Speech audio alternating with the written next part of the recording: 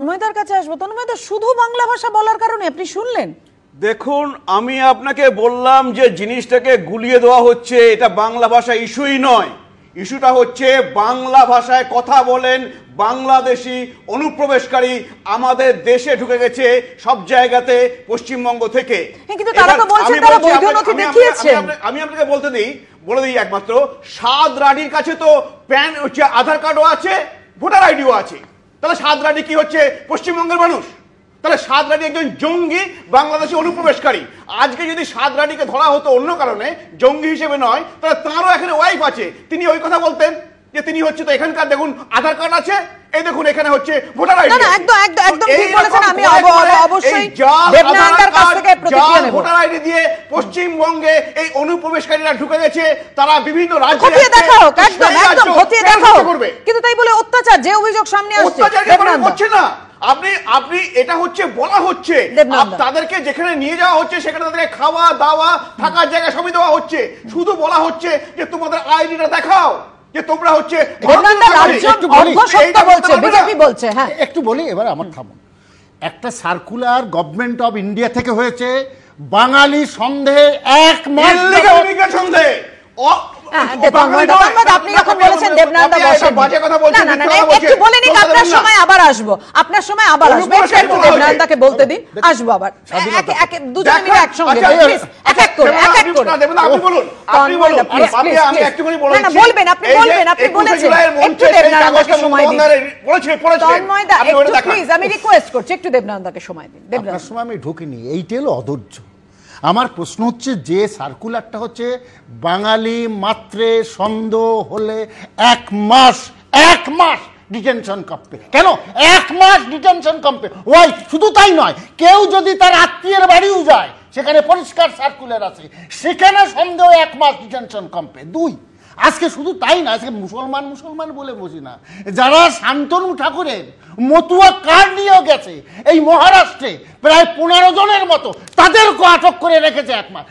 কি হচ্ছে এটা? কি হচ্ছেটা কি?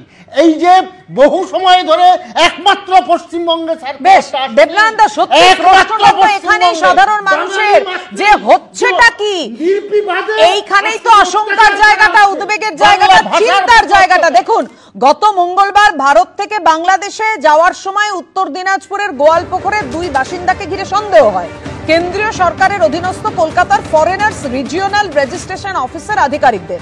তাদের কাছে বাংলাদেশের পাসপোর্টের সঙ্গে কি ছিল? ভারতের আধার কার্ড ছিল, ভোটার কার্ড ছিল, রেশন কার্ড ছিল, প্যান কার্ডের মতো নথি পর্যন্ত ছিল। পরিচয় পত্রগুলি বাতিল করার জন্য মুখ্য নির্বাচনী আধিকারিকের দপ্তরে চিঠি দিয়েছে কলকাতার ফরেনার্স রিজিওনাল রেজিস্ট্রেশন অফিস। সূত্রের খবর, চিঠি পাওয়ার পরে অভিযুক্তদের ভারতীয় পরিচয়পত্র খতিয়ে দেখার নির্দেশ দিয়েছে নির্বাচন কমিশন।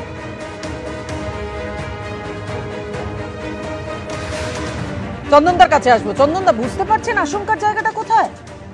দেখো, একেবারে শুরুতেই যেটা বলি, এটা নিয়ে কোনো সন্দেহ নেই যে ব্যাপক অত্যাচারের শিকার হচ্ছেন এই বাংলা ভাষাভাষীরা বিভিন্ন রাজ্যে, এবং বাংলাদেশি সন্দেহে বহু বাংলাদেশিকে, মানে ভারতীয়কে বাংলাদেশে পুশিন করা হয়েছে, তাদের আবার ফিরিয়ে নিতে হয়েছে। এখন এই অত্যাচারের যে আঙ্গিকটা, সেটা কেন? এটা একটা দুরূহ প্রশ্ন থাকবে পশ্চিমবাংলা। কিন্তু পশ্চিমবাংলার রাজনীতি বা পশ্চিমবাংলার এই ডেমোগ্রাফিকে নিয়ে আলোচনার পাশাপাশি তুমি যদি দেখো, আমরা যেটা দেখি না, স্পেশাল ইন্টেন্সিভ রিভিশন। আচ্ছা, রিভিশন হতে পারে, ইন্টেন্সিভ রিভিশন, এই শব্দগুলো আসছে কোথা থেকে? একটি প্রশ্ন এখানে থাকবে। আমরা মহারাষ্ট্রে এই প্রতিবাদটাই করেছিলাম এবং 1,02,55,000 এই লিস্ট আমরা ইসিআর কাছে জমা দিয়েছি। ইন্টারেস্টিং ফ্যাক্ট হচ্ছে, তুমি বিহারে দেখো, আমি বারবার যেটা বলছি, বাংলাকে বাদ দাও, তুমি বিহারে দেখো। আচ্ছা, বিহারে যেটা বলা হচ্ছে বাংলাদেশিরা নেপাল থেকে প্রবেশ করছে, সেটা ইউপি বিহার একটা বর্ডার লাইন আছে যেখান থেকে প্রবেশ করতে পারে। এবং যদি সেটা ঘটে থাকে, তাহলে বিহারের সরকারটা কারা চালাচ্ছে? বিহারের সরকারের সহায়তা কারা করছে? কেন্দ্রীয় সরকার কোথায় আছে? তার মানে তুমি যদি অন্য রাজ্যের এক্সাম্পল দেখো, দেখবে বর্ডার লাইনে পুরোপুরি ফেলিওর হচ্ছে সেই বিজেপি, এবং সেক্ষেত্রে রাজ্যের ক্ষেত্রে একটা অন্যথায় অন্য কোনো কারণ হবে তা তো নয়। পশ্চিমবাংলার তৃণমূল সরকারের পেট্রোনেজ আছে, আমরা বারবার প্রমাণ করেছি, বারবার বলেছি। But at the same time দায়বদ্ধতাকে স্বীকার করবে না কেন কেন্দ্র? তো এখানে বিএসএফ থেকে আরম্ভ করে যেটা বিহারে প্রমাণিত হচ্ছে, সেটা তো বাংলাও তাই হচ্ছে। সুতরাং বিজেপি অপরের ঘাড়ে ঠেলে দিলে যে সমস্যাটা, সেটা কি দূর হয়ে যাবে? তন্ময়দা, না দেখুন, এইটা হচ্ছে সমস্যাটা। আপনি দেখুন এই বিহারে যে এই চন্দনদা বলছেন এই মৃত ভোটার, আজকে পশ্চিমবঙ্গে এই মৃত ভোটারের ভোটগুলো দেয় তৃণমূল, তো সেটা কি আলাদা করতে হবে না? 18 লক্ষ মৃত ভোটার, তারপরে আপনি বললেন যে 26 লক্ষ তারা বিহারে থাকেনই না, অন্য কনস্টিটিউশনে থাকেন। তো সেই এখানে যেমন আমাদের আছে পরিযায়ী শ্রমিকরা অন্য জায়গায় গিয়ে থাকেন, তো সেই ভোটগুলোকে এখন তৃণমূল দেবে? তো এইটা হচ্ছে না, সেক্ষেত্রে তো দিল্লি মহারাষ্ট্রের উদাহরণ টেনে আনছে তৃণমূল। দিল্লি মহারাষ্ট্রে তো ভিন রাজ্যের ভোটার দিয়ে আপনারা ভোট করে দিতে গেছেন বিজেপি। আপনাকে বলে দিই ইলেকশন কমিশন এই ব্যাপারে নিজেরাই প্রেস কনফারেন্স করে বলে দিয়েছেন যে যদি যেগুলো এপিক নাম্বার ডাবল হয়েছে অন্য রাজ্যে তারা এসে ভোট দিতে পারে এখানে, এবং সেগুলো তারা ঠিক করছেন। কিন্তু আপনি যে বলছেন সংসদ উত্তাল হয়েছে, সংসদ তো উত্তাল হয়েছে 2005 সালে, যেখানে মমতা বন্দ্যোপাধ্যায় কাগজ ছুঁড়ে মেরেছিলেন যে এই ভোটার লিস্ট সংশোধন করতে হবে। আজকে তিনি কোথায় গেলেন? আজকে তিনি বলছেন ভোটার লিস্ট কোনোভাবে সংশোধন করা যাবে না। ভাবুন তো দেখি। আচ্ছা তন্ময় বাবু, একটা কথা বলি, পশ্চিম